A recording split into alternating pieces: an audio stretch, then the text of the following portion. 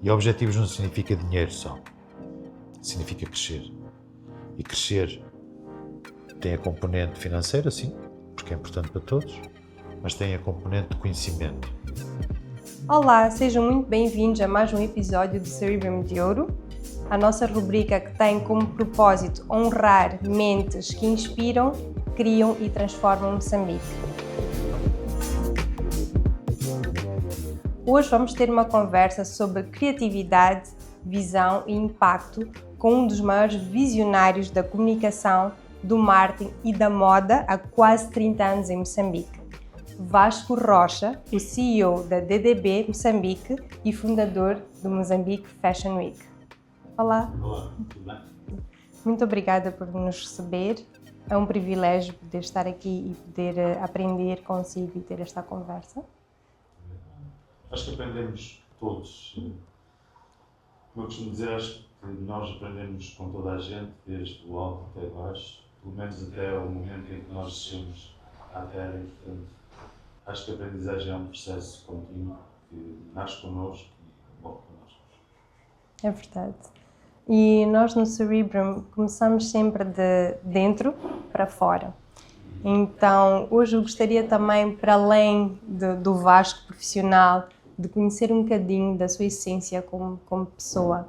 Quem é Vasco Rocha? Bom, Vasco Rocha é uma pessoa, em princípio no meu bilhete de identidade diz que é homem.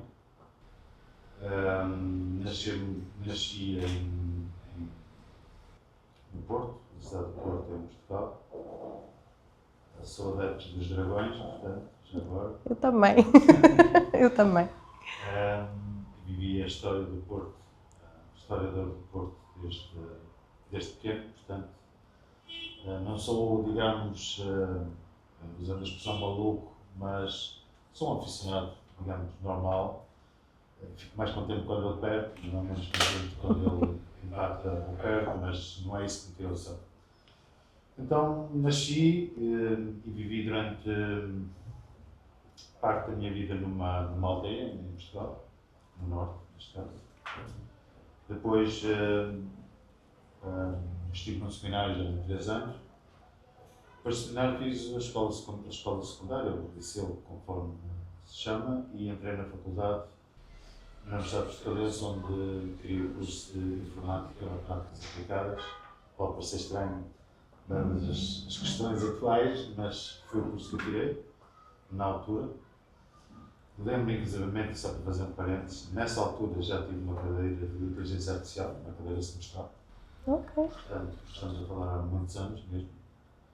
Que achei interessante. Na altura também era interessante a questão informática, que era uma coisa que estava a nascer, e toda a gente dizia que ia substituir as pessoas, que eram máquinas, computadores, essas coisas todas. Mas acabaram por ser aquilo que eu creio que vai ser a inteligência artificial, uma ferramenta que nós utilizamos todos os dias para, eu diria, o nosso benefício em termos daquilo que é o trabalho que nós mesmos, cada um de nós vier a desenvolver no futuro. Depois da faculdade, trabalhei no departamento de informática da Monterroy, tinha o Café Bondi, fazia parte da RAR Super. E depois, mais tarde, cerca de, penso que um ano e tal, mudei para a parte comercial de uma empresa que fazia a importação e distribuição de eletrónica de consumo, carros e peças de acessórios automóveis, portanto, Portugal. Portanto, tinha marcas extremamente conhecidas e interessantes do ponto de vista de marketing. Portanto, nós trabalhámos no eletrónico de consumo com a Panasonic e com a Technics. Nos automóveis trabalhámos com a Rolls-Royce, com a Lotus, com a Bentley e com a Hyundai. E nos acessórios de peças trabalhávamos com marcas como a Texaco, a Bristol Light, a Monroy, que são marcas, diria, conhecidas internacionalmente e, portanto, de perto em contacto com várias tipologias de marketing, porque éramos obrigados também, de alguma forma, em cadeia, a passar essa cultura para as lojas, ou para os retalhistas, ou para os grandes consumidores. E durante o tempo que estive, foram cerca de, penso que 8 anos, 9 anos que estive de alguma forma a tomar conta de metade de Portugal, acabei por vir numa viagem a Moçambique com um fornecedor nosso, que inclusive acho que tinha nascido em Angola e estava já aqui a desenvolver algumas coisas. E também tinha curiosidade em vir a Moçambique, porque alguns dos meus melhores amigos tinham nascido cá. E portanto vim a Moçambique, perguntei-lhe, tinha férias, ele veio fazer aquilo que eu tinha que fazer e eu vim caminhar na rua. Graças a Deus havia muitos menos carros do que há hoje, portanto a gente caminhava à vontade. Sim. E foi engraçado, senti-me bem, portanto, nessa semana. Depois decidi ficar 15 dias para avaliar um bocadinho mais o mercado e vim outra vez numa altura que ele veio.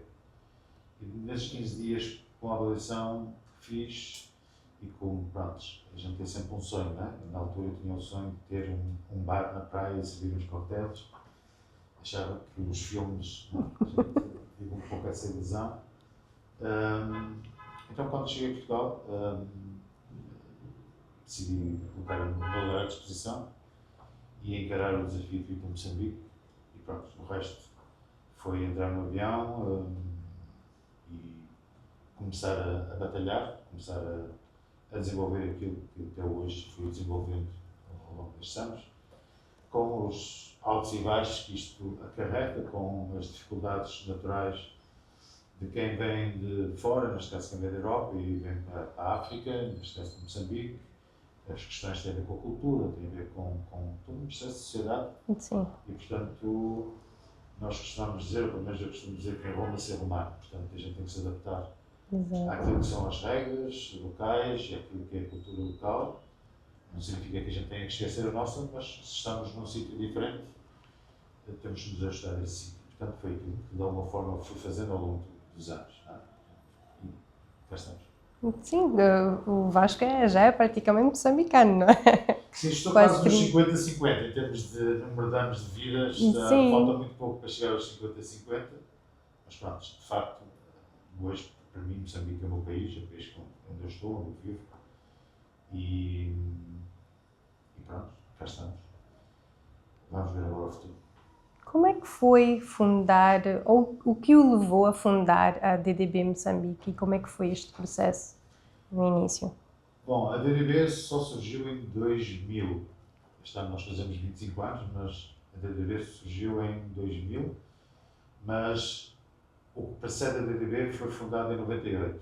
Ok. Que foi uma empresa chamada M Produção e Marketing, foi formada e que nós temos uma visita salvo erro em 2000, no princípio de 2000, de Tony Fonseca, que era na altura um dos responsáveis da DDB na África do Sul, e que veio cá e entrou em contato connosco. Eu achei interessante o desafio. Na altura ele mostrou-nos um vídeo que era a DDB, portanto, um vídeo de iniciação, digamos, ao processo da DDB. Perguntei às pessoas que estavam comigo, na equipa, o que é que eles achavam, se tinham interesse ou não. Todos tiveram interesse, de facto, em ingressar, então começamos a desenvolver o processo de ingressão, que demorou alguns meses e que terminou em 30 de novembro de 2000, neste caso, onde nós fizemos a cerimónia, onde convidamos alguns clientes, alguns fornecedores, outras agências, algumas pessoas amigas. Fizemos num sítio que hoje já não existe, foi na discoteca Kiss, um espaço chamado Kiss, que estava na Facim, na antiga Facim, que hoje é relva, né? Portanto, à espera de novos dias, portanto, foi aí que fizemos e foi aí que até, inclusive, ganhamos um cliente nessa cerimónia, porque sentiu, de facto, uma energia muito grande de toda a equipa e achou por bem, estávamos em concurso com outras agências, entregar-nos, digamos, a gestão da marca deles, na altura, era um banco, para nós podermos fazer o lançamento e todo o processo normal de comunicação. E foi interessante, foi um desafio interessante, foi uma prenda, eu diria, inesperada, mas que também foi interessante. E depois daí foi o desenvolver normal, quer dizer, estávamos no mercado, tínhamos que olhar para a concorrência, tínhamos que olhar para a forma como poderíamos não entrar em choque com a concorrência, mas de alguma forma irmos dando passos para ganhar o nosso espaço, tentar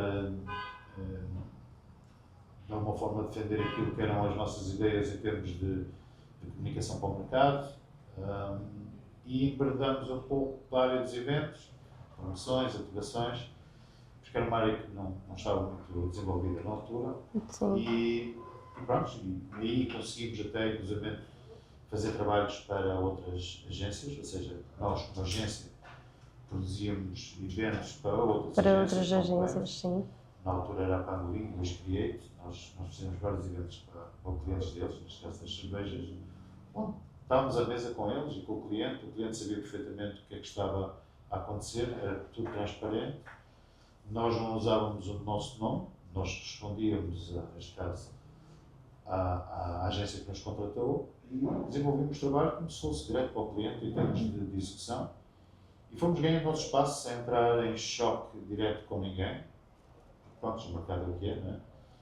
E o tempo e os clientes, e digamos, fez com que nós fôssemos evoluindo em várias áreas e de alguma forma até desenvolvêssemos alguns produtos, como aquele que mencionaste há pouco, com a Fashion Week, tivéssemos desenvolvido produtos próprios para mexer com o mercado, identificar novos valores, novos talentos, novos heróis, enfim, fazer diferença. Quais foram os maiores desafios nesse início de caminhada? Eu acho que os maiores desafios foi, primeiro, ter pessoas com formação. Sim. É uma área específica, é uma área de alguma especialização. Então, quando entravas na área dos eventos, também ainda obriga mais especialização, sim, porque tem várias áreas distintas. Desde iluminação, desde câmaras, desde produção, enfim, som, enfim. E na altura havia muito menos profissionais do que há hoje. Hoje é mais fácil fazer, inclusive, outsourcing de vários tipos dessa especialização, mas na altura era bem mais complicado. Mas, de facto, uma das situações que nós tínhamos como dificuldade era isso, por um lado. Por outro lado, eu acho que nós sempre fomos disruptivos e às vezes trouxemos ideias que eu acho que provavelmente estariam adiantadas para o mercado na altura. Sim. E que muitas vezes as pessoas talvez não tivessem lido exatamente aquilo que nós gostaríamos de ter feito ou fizemos, e algumas pessoas também podem não ter gostado dos resultados, mas continuo a achar que foi necessário, porque é como se a gente quisesse acordar o mercado e mostrar ao mercado que é possível. Normalmente a gente fala Moçambique.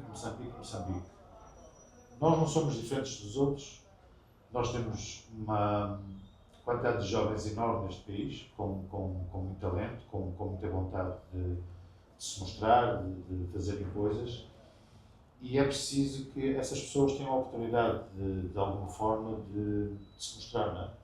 Então, tu não podes baixar os padrões, tu deves usar um benchmark igual àquilo que é feito lá fora e provar que nós, não é o facto de sermos moçambicanos, que não conseguimos fazer aquilo que os outros fazem lá fora.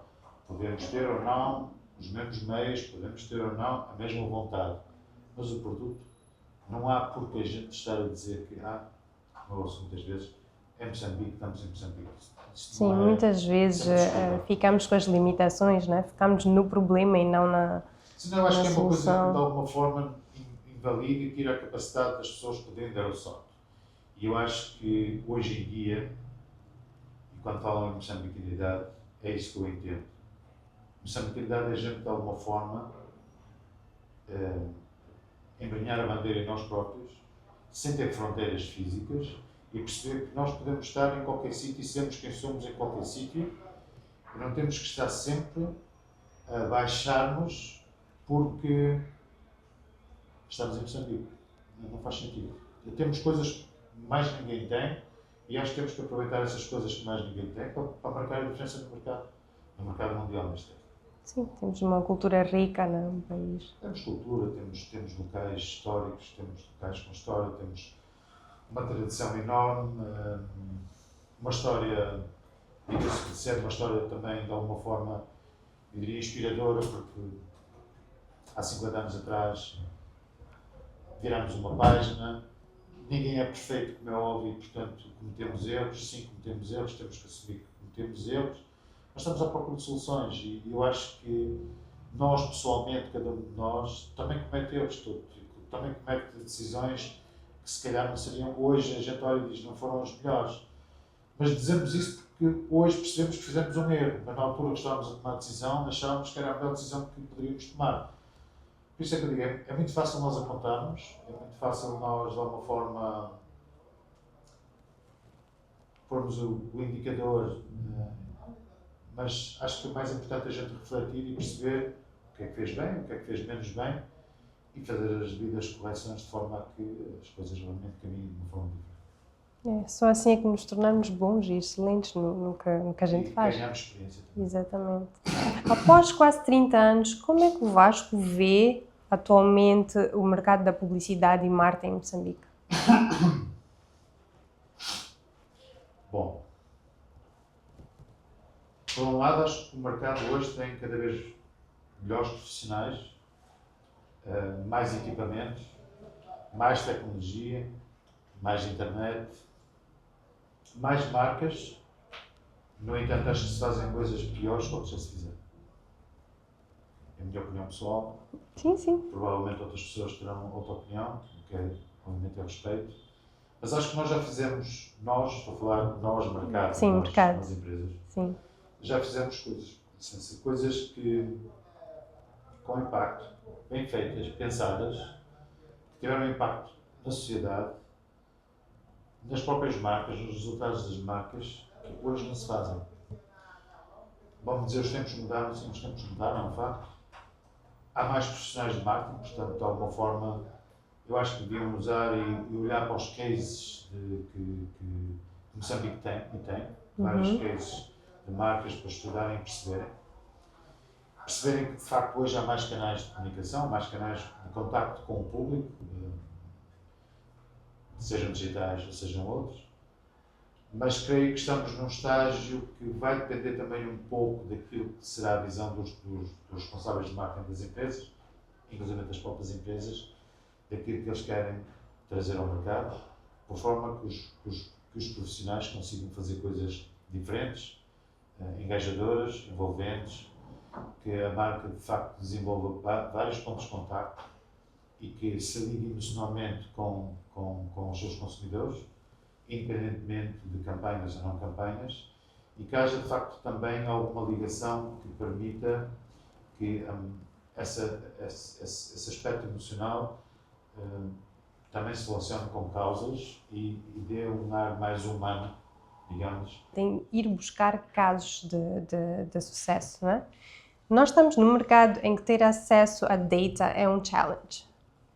Como é que nós fazemos isto? Bom, a procura dos cases não tem que ser necessariamente do ponto de vista só do consumidor, só da pessoa que está interessada, neste caso, eventualmente algum profissional de marketing ou de alguém que gosta de marketing. Eu acho que as próprias faculdades que têm cadeiras de marketing e têm cursos de marketing, os próprios professores devem ser os primeiros a inspirar e a colocar aos próprios alunos casos de sucesso em Moçambique. Se são 2 ou se são 20, não interessa, mas são casos de sucesso de marcas que as pessoas conhecem. Que na rua, quando circulam, no outdoor, na televisão, na rádio, no Facebook, no Instagram, no TikTok, conseguem perceber que essa marca teve dificuldades, valorizou-se desta maneira, deu apoios daquela, que não tem um case, começa a perceber qualquer coisa que tem a ver com ele. Dar um case de sucesso de uma marca que muitas vezes nem está cá, ok, é interessante, a pessoa olha, é interessante, mas se calhar esse case nem sequer é aplicável aqui em Moçambique.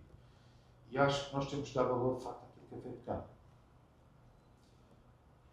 Não desprezando e não tirando valor, obviamente, àquilo que é feito fora, mas se nós temos várias agências cá, se temos vários profissionais de marketing, tem cases claros.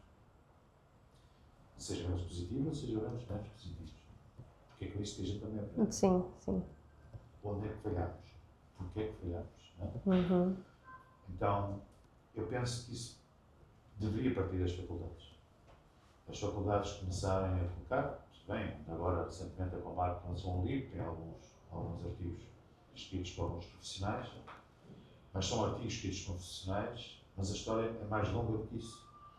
E seria interessante, eventualmente, alguém de marketing, ou até várias pessoas de marketing, ou até uma própria faculdade, criar um livro com essas estações todas compiladas e que fosse um livro de base, que até pode ter uma componente digital, que fosse um livro de base que servisse para a formação das pessoas. Seria Acho que fantástico. seria interessante. Sim, seria. A DDB é reconhecida pelas suas campanhas criativas e por ter prémios internacionais.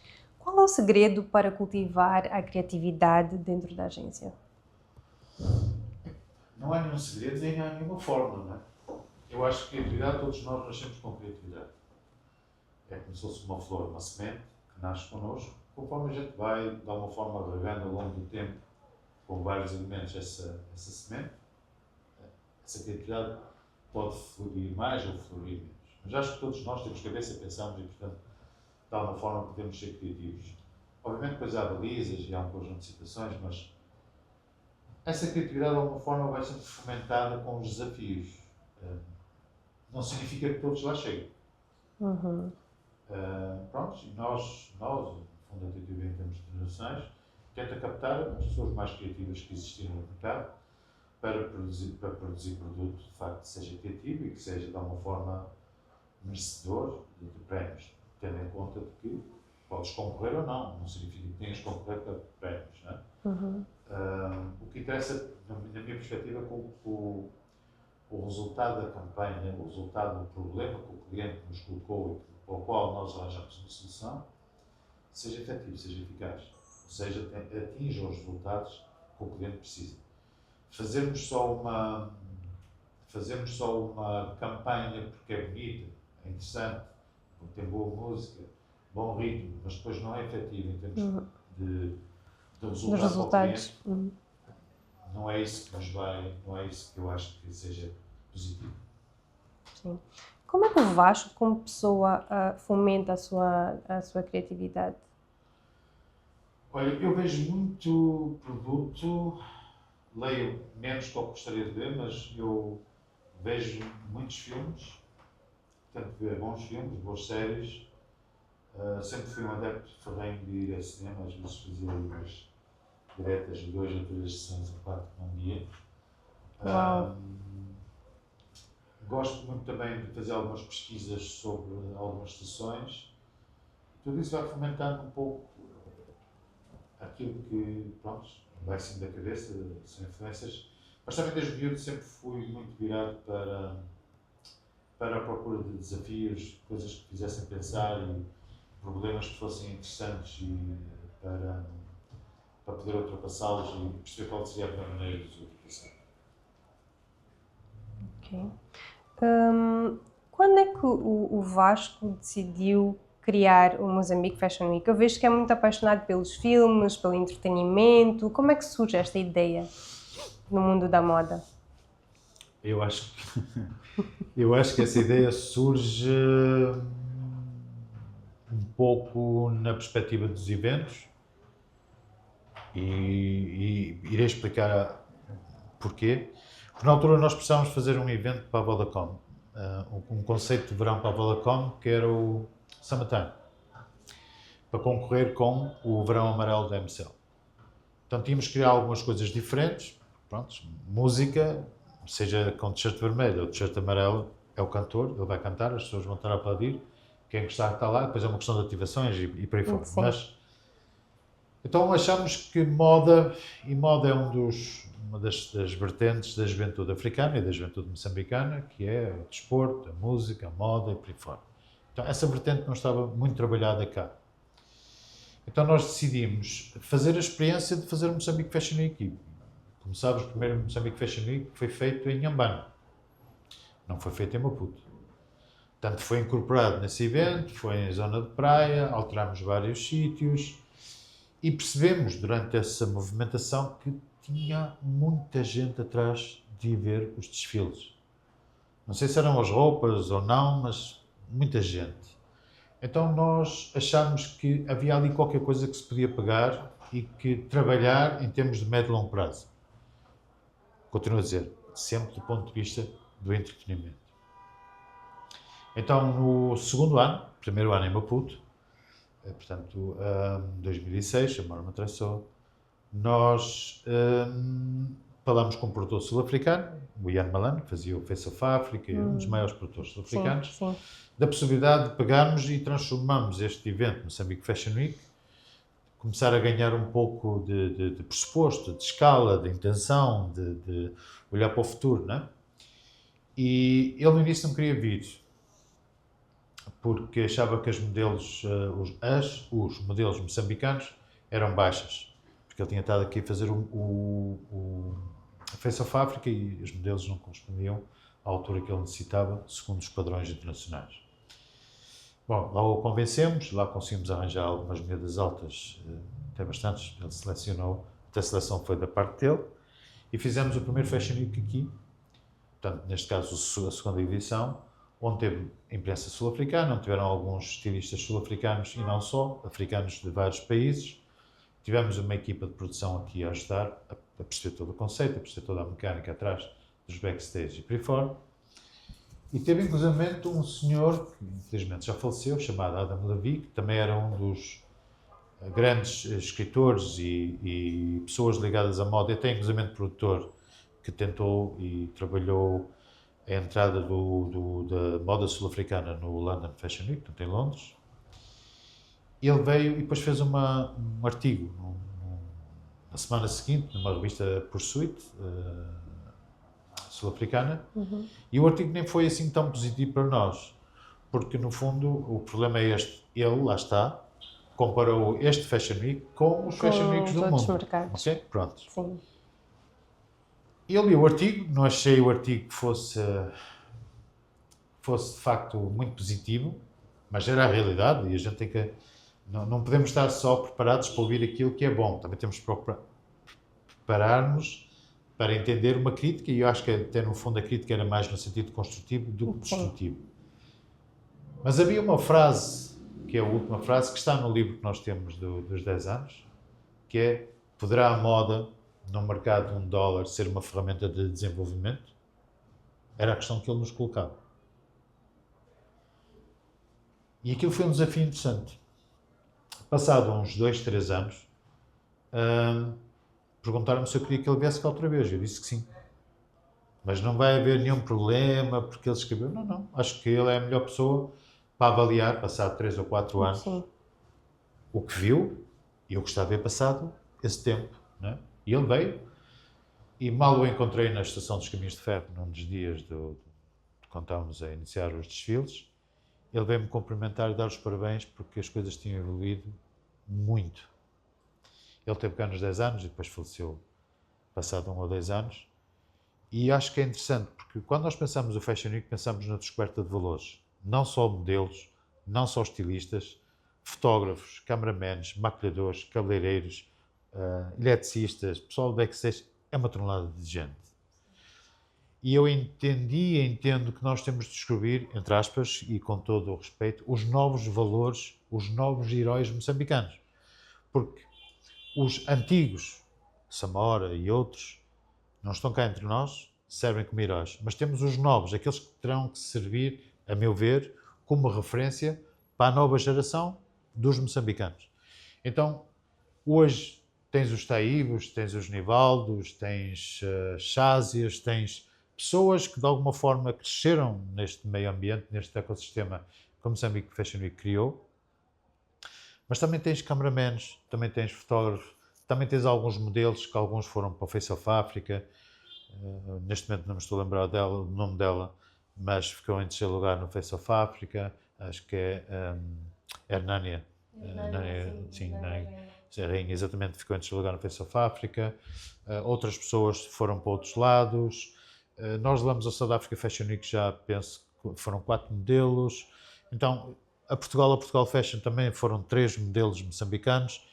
No fundo, como costumamos dizer, grão a grão, enche a galinha ao papo. A pergunta que provavelmente tem que ser feita é se nós, neste momento, no estágio atual que está, demos passos suficientes para que isto possa caminhar numa outra vertente que puxe mais pelo empreendedorismo e por aí fora. Sim. Aí eu tenho dúvidas. Porque, obviamente, o país ainda não cresceu a esse ponto. Fazer moda, como em qualquer outra coisa, é uma coisa que custa dinheiro também.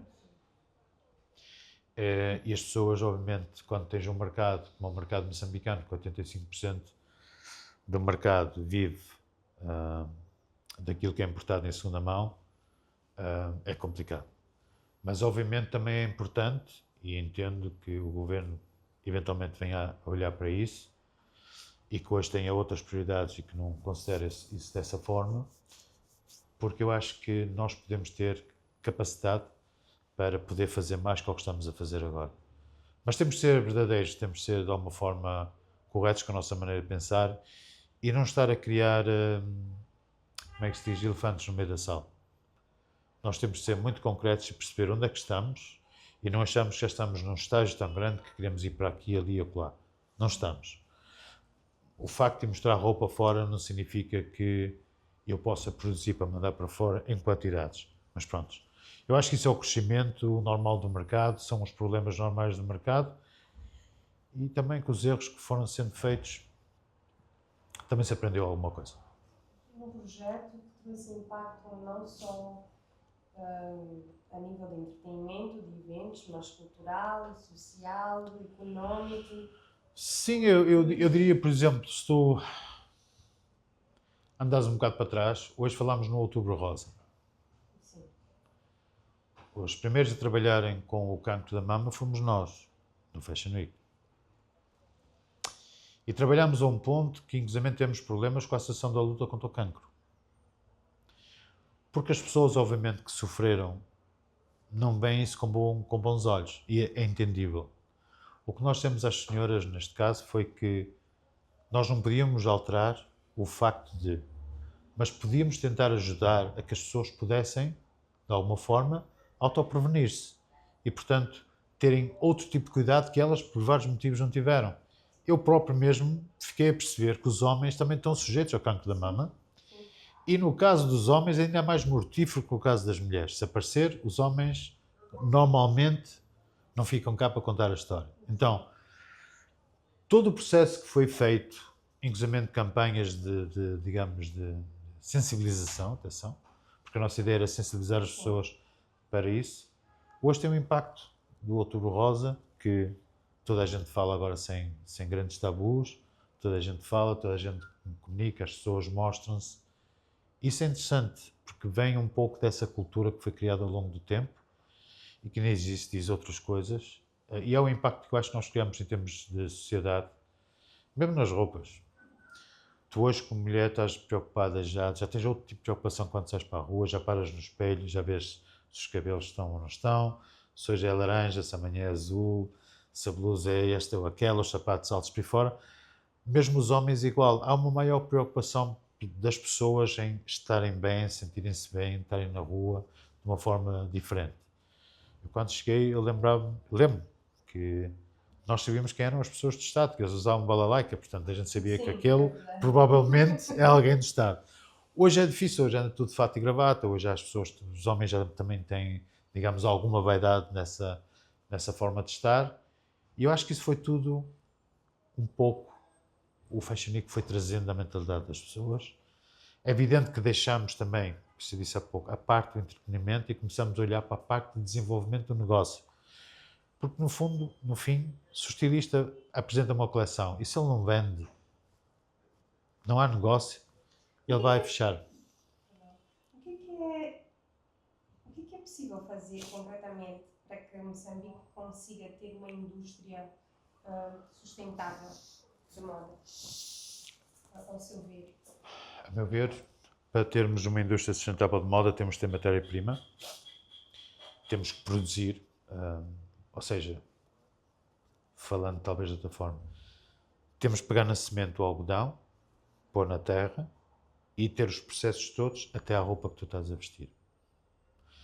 Nós, sementes, terra, agricultores, temos. E também temos algodão, também se produz algodão. Só que depois não temos o resto da cadeia, ou seja, o algodão que é produzido, é descarroçado e é vendido. Portanto, perdes toda esta cadeia. Portanto, é preciso desenvolver esta cadeia. E isto implica investimento. É um investimento grande. Porque depois terias fiação, terias tecelagem, terias tecido. Com o tecido poderias ter a estamparia, portanto, fazeres padrões próprios, definidos, que têm a ver com a cultura das pessoas, com a cultura da terra, com a imaginação dos próprios estilistas, para depois produzirem coleções cápsula ou coleções mais alargadas. Depois, eventualmente, ter uma confecção que possa produzir roupa e até, de alguma forma, conseguir tentar baixar os preços por forma que as pessoas possam comprar produto feito em Moçambique. E, neste caso, produto 100% feito em Moçambique e gerado em Moçambique. Usar e exportar. Portanto, enquanto nós não tivermos isso bem definido e numa perspectiva de médio e longo prazo, eu acho que vai ser muito difícil a moda dar o salto que precisa dar. Precisa mesmo de dar. Porque senão vamos estar sempre nesta questão de nichos muito pequenos, onde, infelizmente, um ou outro consegue sair porque tem mais capacidade financeira ou tem mais ligações, digamos, em termos de rede, por fora, ou para as fábricas, ou para isto ou para aquilo, e consegue ir colocando e consegue ir crescendo um pouco com um esforço grande e correndo os riscos normais em termos de mercado. Mas eu penso que não precisamos ter só um ou dois, acho que podemos ter muitos mais. Obviamente temos de trabalhar, temos de ter a humildade de perceber o que é que nós queremos e temos foco. Precisamos produzir em primeiro lugar, neste momento nós estamos. Sim. Não produzimos, mas temos que produzir mais e desenvolver a cadeia. Porque temos muita terra para produzir, Moçambique tem muita gente para trabalhar e, neste caso, desenvolver essa cadeia toda, estamos a falar provavelmente de umas dezenas de milhares de empregos para a malta nova e não só. Voltando um bocadinho ao Mozambique Fashion Week, qual foi o impacto das parcerias internacionais, os intercâmbios com a Itália, por exemplo? O impacto que nós temos com a Itália tem a ver com o desenvolvimento. Nós normalmente mandamos todos os anos 2, 3 estilistas para a Itália, durante o mês de julho, quando eles fazem o Rimini, que é um concurso que eles fazem nacional entre as escolas de moda para eleger, digamos, young designers. Então, com a Federação de Moda Italiana, nós começamos um bocadinho antes com a Embaixada Italiana e com a parte que tem a ver com a exportação, a parte comercial da Embaixada. E na altura, penso que uma das primeiras pessoas a ir até foi o Teibo. Na altura esteve aqui alguém do Milão Fashion Week. Nós não anunciamos, preferimos não anunciar porque não sabíamos se havia ou não capacidade da decisão da parte deles, em termos de produto final. E ela esteve sentada na fila da frente e, no fim, pediu para a gente escolher e nós escolhemos o Teibo. O Teibo foi a Milão, foi a Itália nesse ano. E depois com a Feder Moda, que no fundo é a dona do Milão Fashion Week, começámos a desenvolver um programa que tinha a ver com algumas, digamos, uma ponte, se quisermos colocar assim, onde nós enviámos os estilistas para estarem lá uma semana, ganharem noções completamente diferentes, fazerem contactos com a indústria italiana ou com os elementos da indústria italiana e depois nós recebemos aqui em dezembro, durante o Fashion Week, o vencedor desse evento, mais algumas marcas italianas para começar a olhar para o mercado, porque obviamente os italianos também obviamente olham para o mercado. Então, penso que neste momento, ao longo destes anos, já mandamos para cima de 30 pessoas para a Itália e é interessante porque é uma experiência diferente para os estilistas, diria, estilistas moçambicanos, porque por um lado muitos deles muitas vezes nunca foram fora, então têm um contacto com uma cidade, digamos, linda, que é Roma, portanto cheia de história, cheia de elementos de arquitetura e de design, portanto, e moda tem a ver um pouco com isso. E acho que foi interessante, da mesma forma que com a Embaixada Francesa, o ano passado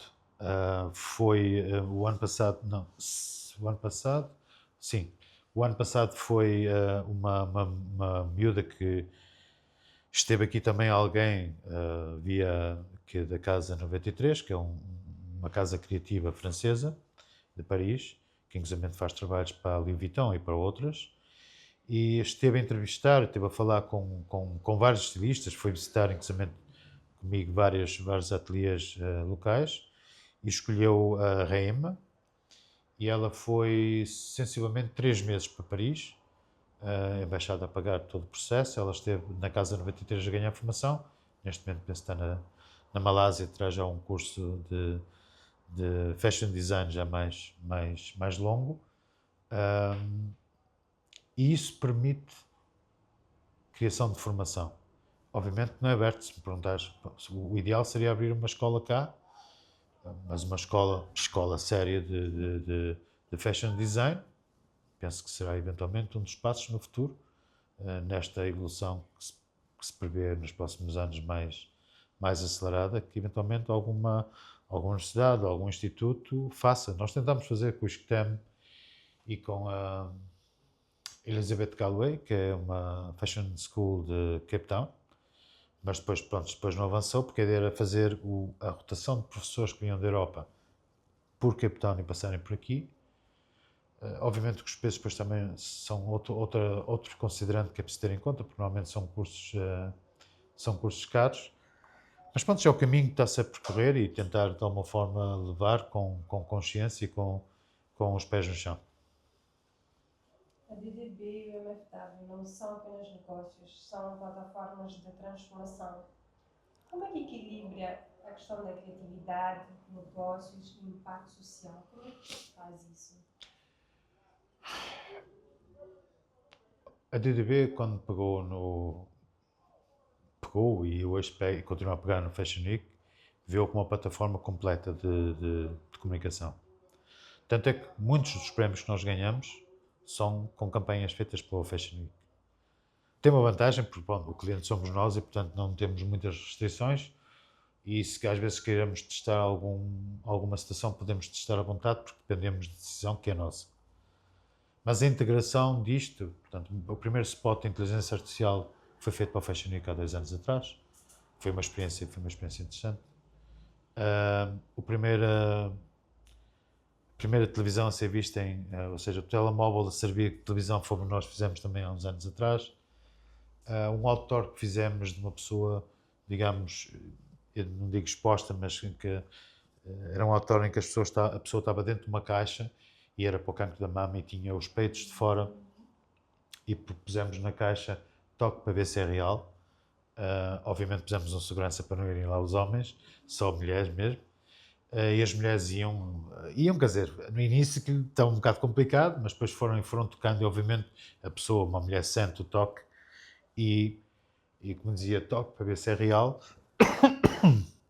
Quando ela sentiu o toque, saía um postalzinho que dizia o cancro da mama também é real. Então viravas o postal e tinhas 6 quadradinhos que te explicavam como deves fazer o teste em casa sem teres que incomodar ninguém. Isso ganhou prémios internacionais, porque foi fora do comum. Então tens essa liberdade criativa de, obviamente, esticares um pouco, sem, obviamente, também quebrares o fio, mas de criar este tipo de processo que, de alguma forma, depois salta, cria notoriedade e por aí fora. Então tu tentas conjugar tudo isso. E por isso eu acho que, como agência, temos essa, eu diria, felicidade de poder ter desenhado um produto que nos permite criar este tipo de situações, como fizemos, por exemplo, a campanha de batiques, uma campanha que foi desenvolvida em batiques. Inclusive fizemos batiques, benas de gigantes, que estavam como benas, em vez de ser, com licença, no PVC, como costuma ser, eram batiques autênticos, que as pessoas queriam levar os batiques embora, e nós dissemos que não podiam, porque aquilo eram benas, para nós eram benas.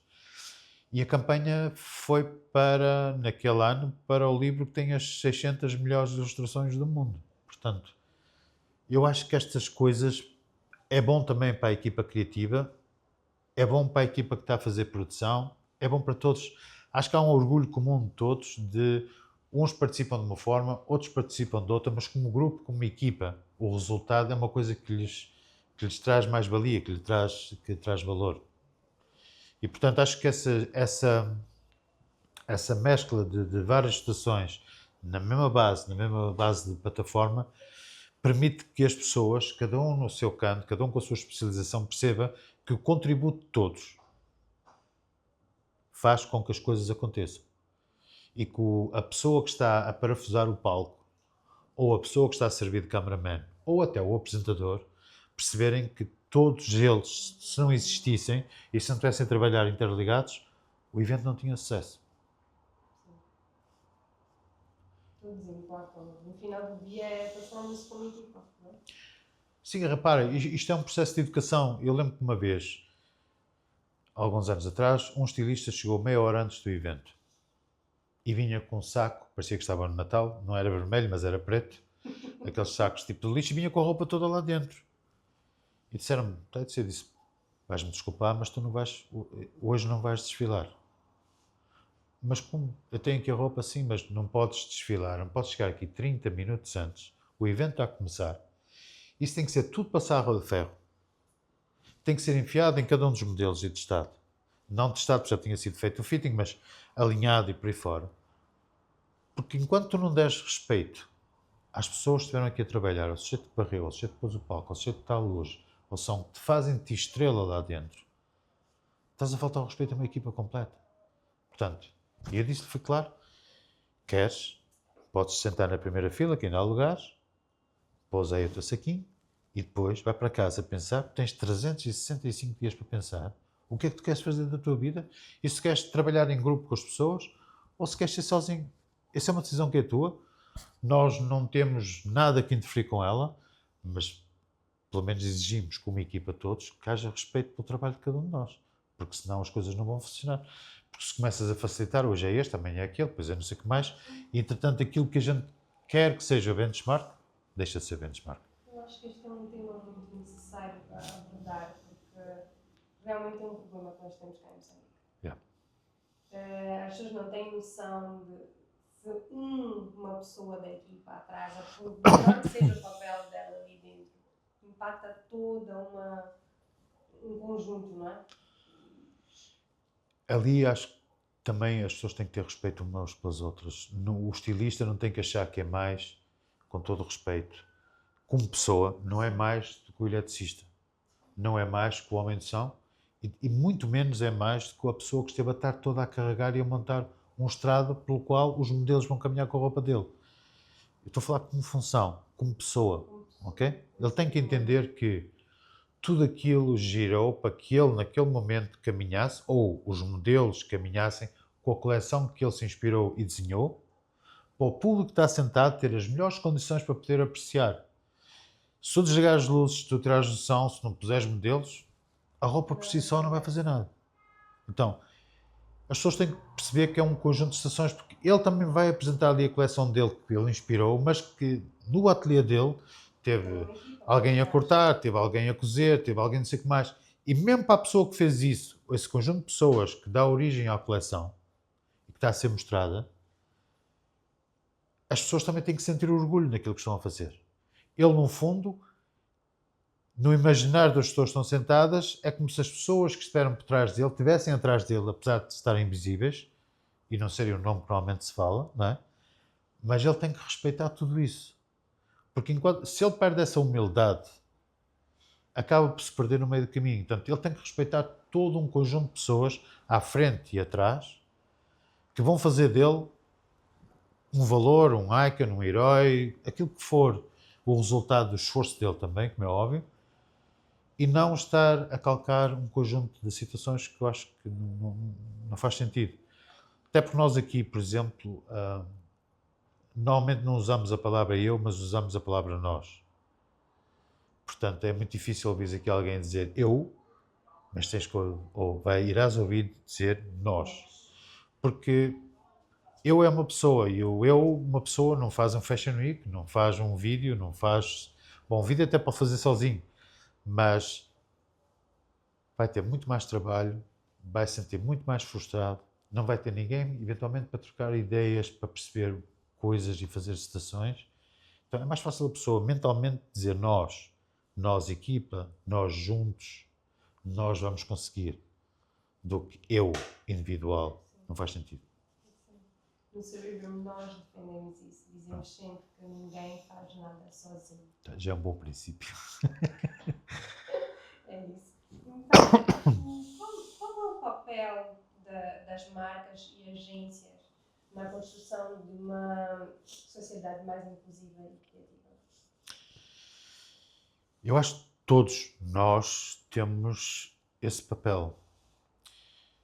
Nós não podemos falar de sustentabilidade para as câmaras e depois, naquilo que é o nosso dia-a-dia, não praticarmos. Que é um pouco isso que acontece. Nós não podemos dizer que queremos ser inclusivos e depois, no nosso dia-a-dia, ignorarmos essa inclusividade. Eu acho que tudo tem a ver com uma questão de consciência e de posicionamento de cada um de nós e cada uma das marcas em si, face ao mundo em que nós vivemos. Então, nós temos que ser mais reais. E eu penso que as marcas têm que ser reais e as pessoas têm que ser reais. E não viverem num mundo do faz de conta ou do Peter Pan. Nós estamos num mundo hoje que tem vários e grandes desafios. E eu penso que as marcas que estiverem mais próximo das pessoas, aquelas com que as pessoas mais se identificarem como marcas que têm propósito, que estão ali, que estão presentes, são as marcas que emocionalmente o vão atrair muito mais. Se dizes uma coisa e no fim praticas outra, é evidente que vai criar desilusão e não vai ser bom nem para o consumidor como consumidor e muito menos para as marcas. Estamos numa era em que é muito faz de conta, para as câmaras somos uma coisa, mas não fazemos aquilo que estamos realmente ali a comunicar. Não? Nós estamos a ver uma área de filtros. Nós, de alguma forma, havia há muitos tempos atrás uma aplicação que se chamava-se My Second Life.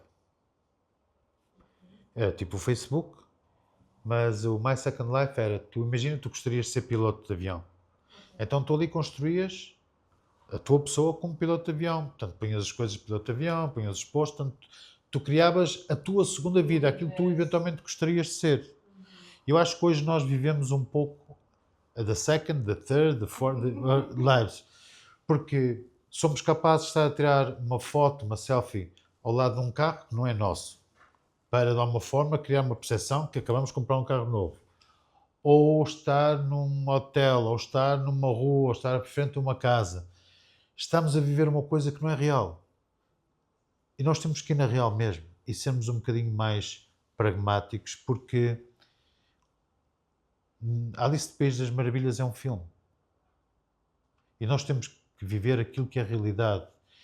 As marcas têm que perceber qual é a realidade, onde estão, para quem estão a falar, como vão falar com elas, que tipo de apoio lhes vão dar, porque as pessoas hoje precisam de apoio. A sociedade de hoje, doente ou não doente, bem ou menos bem, a sociedade hoje precisa de alguém. As pessoas cada vez mais estão, como disse há pouco, estão tão envolvidas com tanta coisa que precisam de pontos de contacto sólidos, que lhes dê firmeza, que saibam que estão a ter apoio e que esse apoio é verdadeiro, é real. E não é uma coisa trabalhada porque soa bem a ouvir. Tem que ser uma coisa que a pessoa... Estou a falar de coração para coração. E não de um coração que nem sequer está em mim para estar a criar um boneco. A pessoa tem que sentir aqui um gancho e perceber que esse gancho é sólido, que eu posso me segurar nele, que eu não vou cair. É verdade. Muito mais do que parecer, é preciso ser. Exatamente. E neste momento nós vivemos a doença do parecer. Não é? Tu vais ter assim, algum exemplo concreto que possa partilhar connosco de uma campanha ou projeto que gerou assim, um impacto social para além daquilo que é a grandeza do MFW em Moçambique? Em termos de impacto social, houve esse, mas também houve outro que foi o desfile que nunca devia ter acontecido. É o nome da ação que nós fizemos, foi nos 10 anos e propusemos isso a uma ONG, a Noeti, e tinha a ver com a luta contra a violência doméstica. Então, os desfiles estavam a acontecer, nós simulámos um blackout, luz abaixo, ficar tudo escuro, não é? Porque as pessoas ficam todas abandonadas, não é? Entretanto, tínhamos gravado em áudio palavrões, bufetadas de um casal, não é? Começou aquilo e as pessoas estavam todas a olhar. Então, isso, se fores ao YouTube, vais ver isso. Entretanto, para quem percebe mais de iluminação, por aí fora, digamos, nos shades, começaram a aparecer os shades, começaram a entrar como se fossem modelos, um a um, e a luz começou a subir muito lentamente, até tu começares a perceber que a miúda que vinha com os vestidos rasgados, estava com o olho, digamos, pintado, como se estivesse lá no soco, ou estava a caminhar com um sapato de tacão alto e descalça no outro. Então tivemos uns 4, 5 ou 6 modelos, pessoas normais, inclusive até teve uma atriz portuguesa que estava cá na altura, também participou, e nós dissemos que depois tinha uma placa que dizia, porque era o Dia Internacional dos Direitos Humanos, acho que calhou, e nós foi exatamente por isso que colocámos, e portanto chamámos isso de desfile que nunca devia ter acontecido, também ganhou prémios lá fora pelo conceito, porque depois quando a luz acendeu as pessoas estavam completamente a olhar, até acabar por perceber o que era a ativação, porque apareceu depois um homem, eram mulheres, mas apareceu um homem, que diz o desfile que nunca devia ter acontecido, não há violência, denuncie, e um número que penso que é um número corrente, no caso de haver violência doméstica, para tu poderes denunciar. Portanto, também criou o seu impacto, como fizemos para os albinos, para os casamentos prematuros, para todos os anos, para o cancro da pele, para os miúdos que são roubados e que, obviamente, sonhos são perdidos. No fundo, eu acho que o impacto social que nós quisemos trazer sempre foi pela positiva e para dar uma forma de demonstrar, e acho que hoje é claro, que a moda é uma grandíssima ferramenta de desenvolvimento social, porque implica com muita gente e consegue influenciar muita gente. E respondemos de alguma forma à pergunta que nos colocaram por escrito no segundo ano, se a moda de facto num país como Moçambique pode ser uma ferramenta de desenvolvimento. Isso foi de facto o motor que nos despertou, foi a frase que me fez despertar e de alguma forma olhar para o processo, e penso que hoje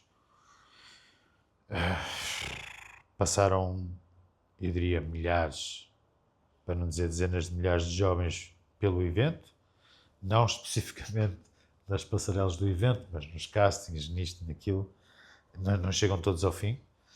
É engraçado que há miúdos nos castings deste ano que disseram: é a quinta vez que eu venho ao casting. Portanto, nota-se que o sonho mantém-se, a luz, a esperança mantém-se, a persistência e a resiliência estão lá, e eu acho que é esse exercício que dá valor ao processo e que faz com que as pessoas percebam que é preciso lutar pelas coisas.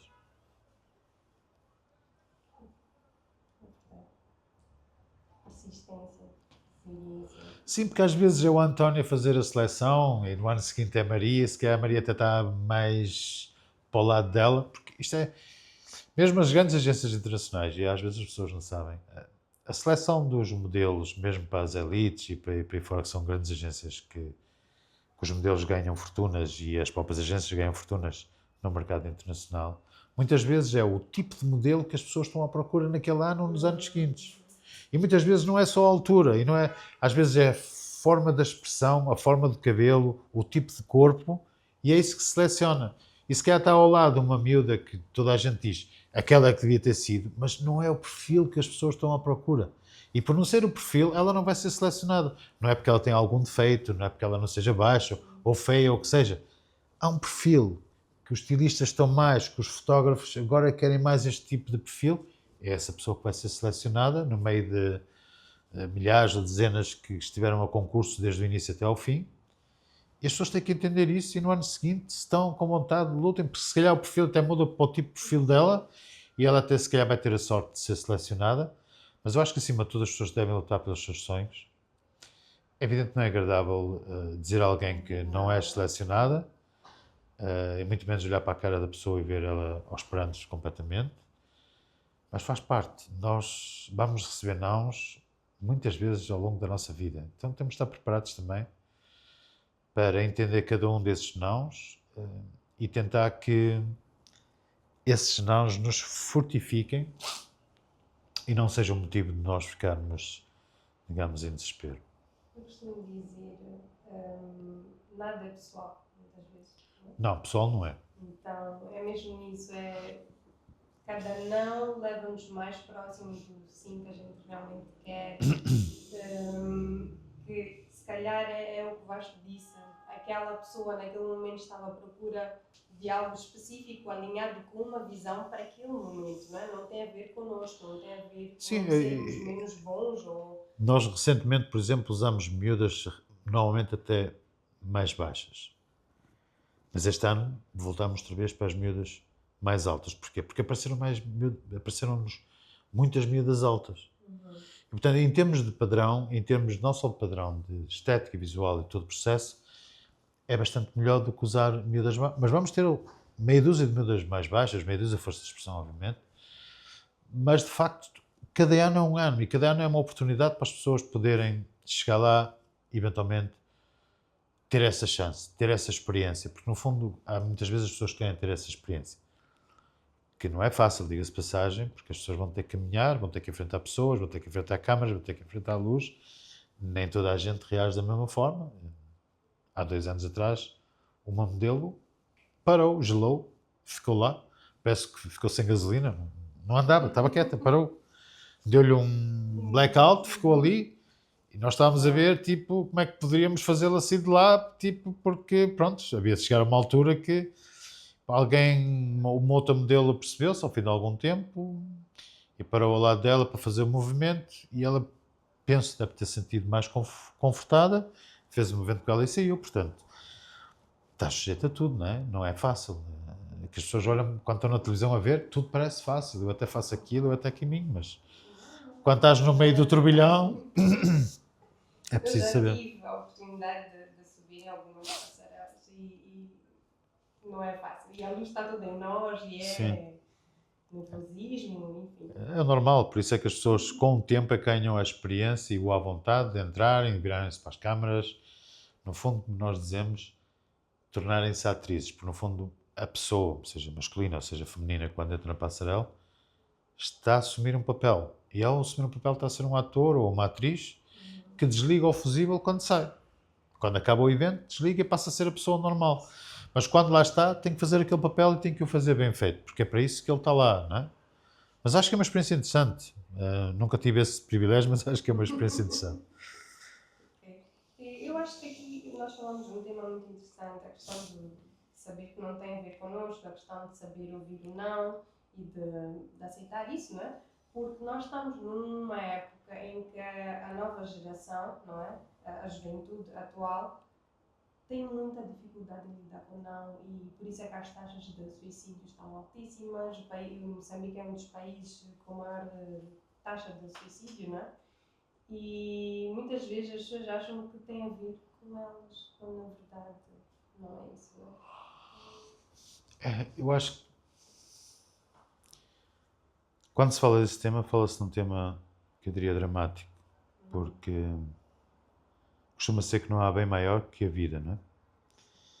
E mesmo quando uma pessoa naturalmente desaparece sendo jovem, nós ficamos tristes porque achamos que ela não viveu aquilo que poderia ter vivido, bem ou mal, mas aquilo que poderia ter vivido durante muitos anos. E eventualmente gerar outras vidas, enfim, criar o ciclo normal. Quando uma pessoa, eu nem sei se digo toma a coragem ou toma a decisão, se calhar seria mais correto, toma a decisão de tirar a vida, eu creio que o estado de desespero só pode ser grande. E certamente que há de haver vários fatores a contribuir para isso, e provavelmente os psicólogos, os psiquiatras poderão ter noções bem mais certas, mais testadas, se bem que eu acho que não há nenhuma chave para uma coisa desse género. Mas acho que temos que mexer na nossa sociedade em vários fatores e dar-lhes pelo menos esperança. Uma esperança real. Sim. Não esperança só porque... Não, esperança real. Mostrar de facto que é possível. Pode não ser hoje, será daqui a uma semana, será daqui a 2 anos, mas que há uma esperança real que a pessoa tem que lutar por isso não vale a pena estar, como muita gente critica ou diz várias coisas sobre esse assunto, ou sobre pessoas que tomam essa atitude. Nunca ninguém sabe. Eu acho que quem sabe é a pessoa que de alguma forma desliga-se ela própria e só ela sabe realmente porque é que ele levou a fazer aquilo. Mas é um assunto triste, sim, não só aqui, acho que mundialmente, para qualquer ser humano. Acho que para qualquer ser humano é um assunto complicado e não é fácil de viver com isso. E acho que sim, acho que é um assunto que eu penso que talvez o Governo, talvez o Ministério da Saúde e não só, se desenvolvam ou campanhas ou situações de reflexão para que, antes de se tomar alguma decisão desse género, possa haver um conjunto de perguntas a ser feitas, ou pelo menos as pessoas serem ensinadas a fazer essas perguntas, para que eventualmente se possa evitar o maior número de decisões desse género. Sim, é preciso preparar as pessoas, treinar as pessoas para serem mais fortes, não é? E saberem lidar com momentos mais desafiadores, não é? Falando em desafios, falando em nãos, quais foram os maiores desafios que o Vasco enfrentou durante a sua carreira e como é que superou?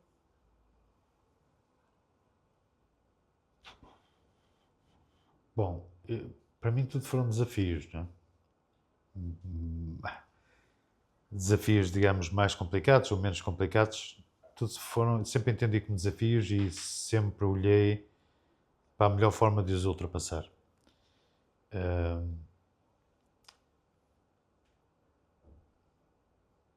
Vivi vários desafios em Portugal, como vivi vários desafios aqui em Moçambique.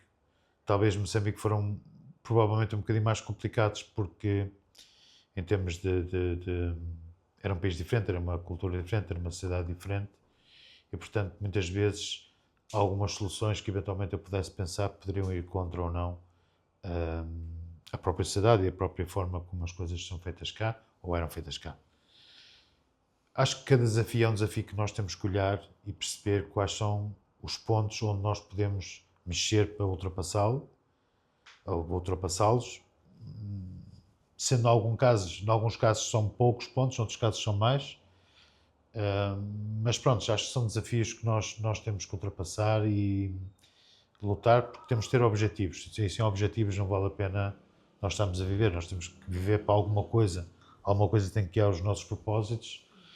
Nós temos que criar objetivos de facto e temos que lutar por eles e quando aparecem os muros, quando aparecem os buracos, quando aparecem, enfim, as portas, nós temos que perceber como é que vamos ultrapassar, custando aquilo que custar. Eu costumo dizer que mais vale quebrar do que vergar. Mais vale quebrar do que vergar. Portanto, e até vergar ou até quebrar há um processo e, portanto, temos que ir até ao fim, pelo menos, se um dia não conseguimos ultrapassar essa dificuldade, esse desafio, perceber que, bem, com detalhe, nós fomos aos limites máximos daquilo que tinha que ser feito, que não era possível fazer mais alguma coisa e que o desafio não foi concluído ou não foi ultrapassado, não foi porque a gente não tivesse colocado todo o nosso esforço.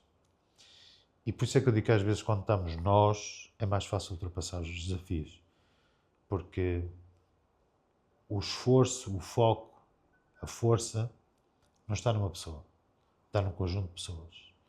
E acho que o conjunto de pessoas são um conjunto de mentes que, de alguma forma, em brainstorming ou em tarefa coletiva em termos de pensamento, crítico e não só, vai arranjar uma série de soluções. E alguma delas já irá funcionar. Portanto, por isso é que eu digo que muitas vezes os desafios devem ser ultrapassados com mais pessoas, com um grupo de pessoas que de alguma forma estão motivados, sabem que têm que ultrapassar e vão arranjar a melhor solução para que isso acontecer. Quando se fala de legado, como é que o Vasco um dia gostaria de ser lembrado? Eu não faço a mínima ideia, para ser muito honesto, não faço a mínima ideia, porque não necessariamente eu trabalho para ser lembrado. Trabalho para desenvolver coisas, fazer coisas. A lembrança ou o legado, como referiste, Isso acho que vão ser as pessoas que vão olhar e vão de alguma forma valorizar parte, todo, o que for. Eu não tenho que estar a construir porque vou deixar alguma coisa para as pessoas pensarem de mim.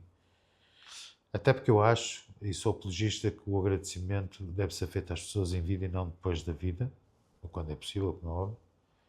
E não estou a dizer com isso que as pessoas têm que me agradecer, seja bem entendido, mas eu acho que a questão do legado depende. Eu acho que o legado já foi sendo deixado, porque para o bem ou para o mal, já muitas pessoas passaram e, portanto, nas várias vertentes daquilo que a vida nos traz. E, portanto, certamente deixei ficar boas impressões, muitas deixei ficar menos boas impressões noutras, e provavelmente esse é o legado que elas vão guardar da minha pessoa, como pessoa, não é? Eu não estou a falar obviamente de nada. E o que eu acho é que, de alguma forma, eu tenho que ficar, eu diria, satisfeito com aquilo que eu acho que fiz pela positiva, ou pelo menos o que me levou a fazer e que eu senti que estava a fazer com um pensamento positivo, para poder ajudar ou a criar situações que fossem, digamos, saudáveis e positivas para as pessoas. Não significa com isso que, em algum momento, em algum passo, possa ter feito coisas que, eventualmente, aqui e ali possam ter, enfim, não ter sido entendidas da melhor forma pelas pessoas ou até, inclusive, tenha cometido erros. Isso faz parte do crescimento de todos nós. A única coisa que eu posso, de alguma forma, como é que se diz, pedir desculpa por, eventualmente, algumas desses passos poderem não ter sido os mais efetivos como resultado para pessoas ou entidades, o que seja, mas eu acho que o legado é uma coisa que nós vamos deixando de ficar, porque faz parte da nossa vida.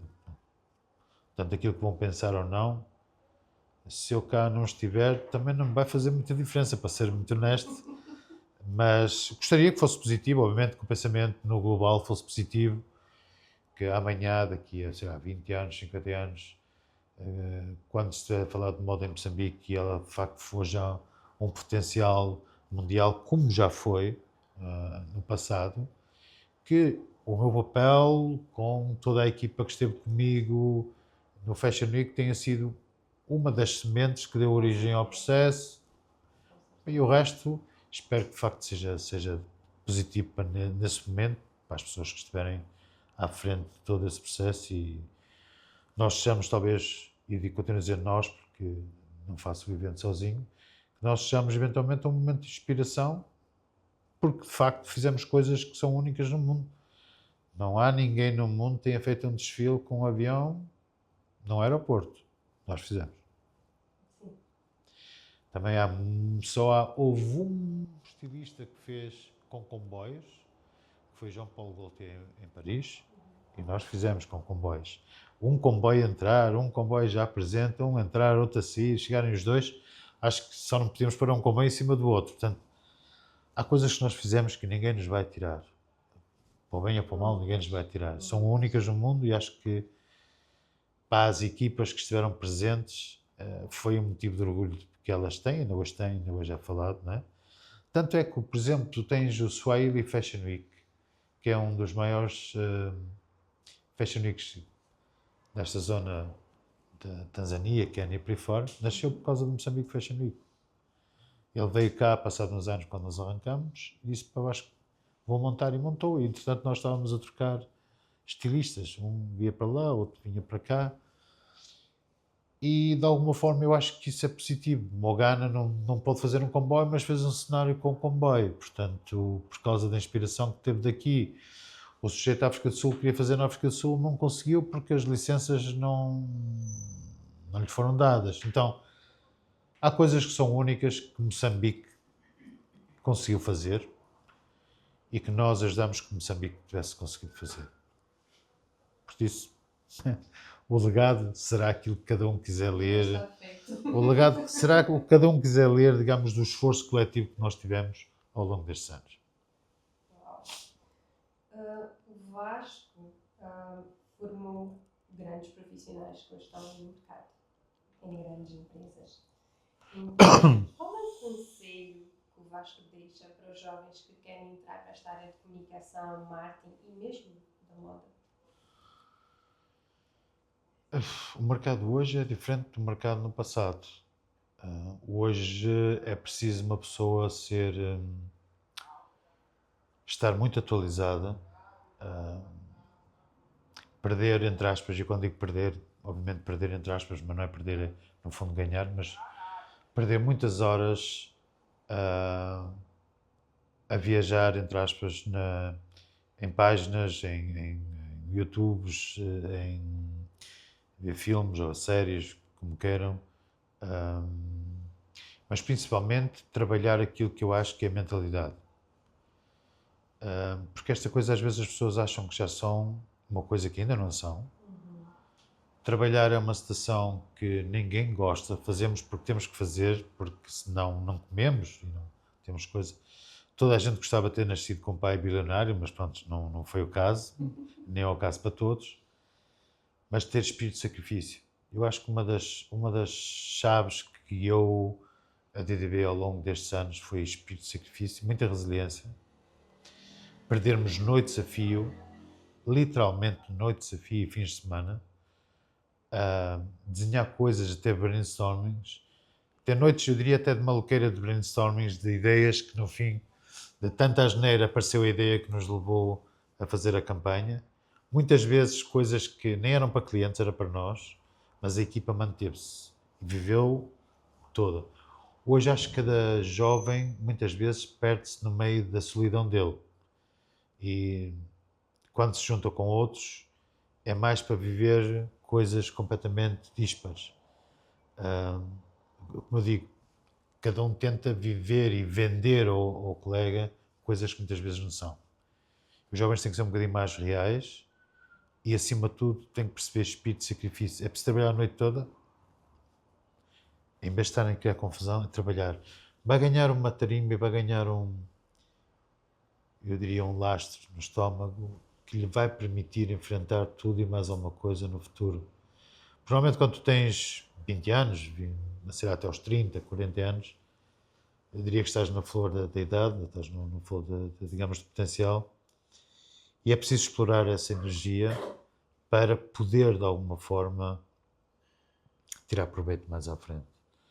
E quanto mais informação tiver, quanto mais conhecimento tiver, quanto mais aprender com outras pessoas, mais séniores, colegas de trabalho, isso nunca vai ser uma ameaça, nem nunca vai ser uma coisa má para ele. Vai ser sempre um benefício. Porque quanto mais informação tu tiveres, tu nunca perdes por teres conhecimento. Perdes por não ter. E tanto é evidente que hoje tens os chat GPTs, tens essas coisas todas. O chat GPT também te pode ajudar a teres mais conhecimento. Mas basicamente acho que tem a ver com a atitude. Tem a ver com o nós individual, querendo perceber, querendo evoluir e querendo atingir objetivos. É bom que eles definam objetivos próprios. E objetivos não significa dinheiro só. Significa crescer. E crescer tem a componente financeira, sim, porque é importante para todos, mas tem a componente de conhecimento. E quem não tiver conhecimento, não acredito que vai vingar no futuro. O conhecimento é a única coisa que ganhamos no final do dia. Isso é... Chegamos ao final do nosso episódio. Foi uma honra. Muito obrigado. Foi uma honra também estar aqui. Aprendi bastante, sim. Vasco é o único. Como eu sou eu, também é verdade. Fez coisas incríveis para o nosso país, na cultura, no marketing. Tem um impacto social, as suas ações têm um impacto social muito grande naquilo que é Moçambique hoje. E a nossa profunda gratidão por isso. Muito obrigado. Muito obrigada. Muito obrigado. Trouxemos aqui um presente. Muito obrigado. É o nosso logotipo.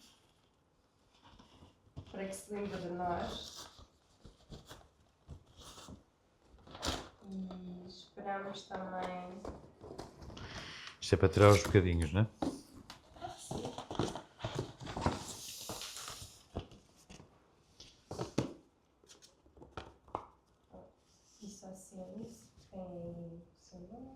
Muito obrigado. Sim, esperamos Muito um dia bonito. também poder ter esse impacto social. Bom, ter de certeza, porque o país é enorme e o país, obviamente, precisa de pessoas e de muitas pessoas para fazerem a transformação final, para que a sociedade cresça, seja cada vez mais positiva, as pessoas sintam cada vez menos dificuldades e cada vez mais, já sentem, mas cada vez mais terem orgulho no país que as fez, que as viu nascer, e num país que eu acho que tem um potencial enorme para ser um país de referência em muita coisa, e, portanto, jovens é aquilo que é necessário, cada vez mais bem formados, cada vez mais orientados e com oportunidades. Portanto, certamente que irás fazer parte de muitos outros futuros cérebros deste país. Muito obrigado pela... Este foi mais um Cerebrum de Ouro, não é? Espero que este episódio sirva de inspiração, de semente para um futuro melhor para todos nós, jovens que querem ascender nas suas carreiras, independentemente das áreas em que estejam a atuar. E é isso, conhecimento é a base de tudo. Até o próximo episódio. Muito obrigada.